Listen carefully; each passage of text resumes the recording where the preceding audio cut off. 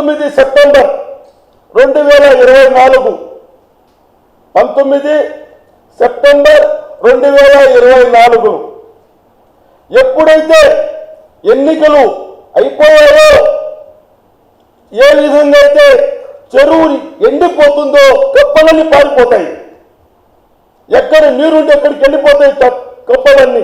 అదేవిధంగా ఈ పాలకీర్తి రవి గారు, అరవ కామాక్షి గారు 19 సెప్టెంబర్ 2024లో టీడీపీ కండువా వేసుకున్న ఫోటో ఇది.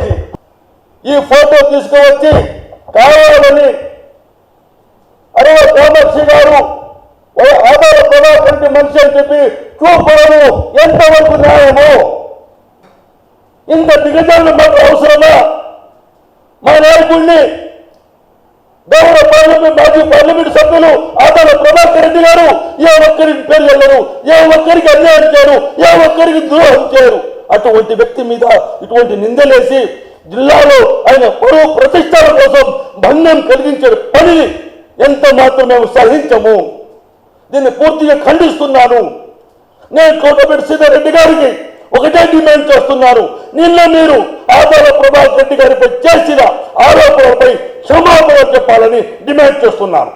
ఈ ఫోటో వీళ్ళు చేయనప్పుడు ఫోటో ఇది వచ్చి 28/2023 ఈ ఫోటో ఎలక్షన్ తర్వాత వీళ్ళందరూ మూకుమ్మడిగా టీడీపీ పార్టీలో 19 సెప్టెంబర్ 19 2024లో చేరారు.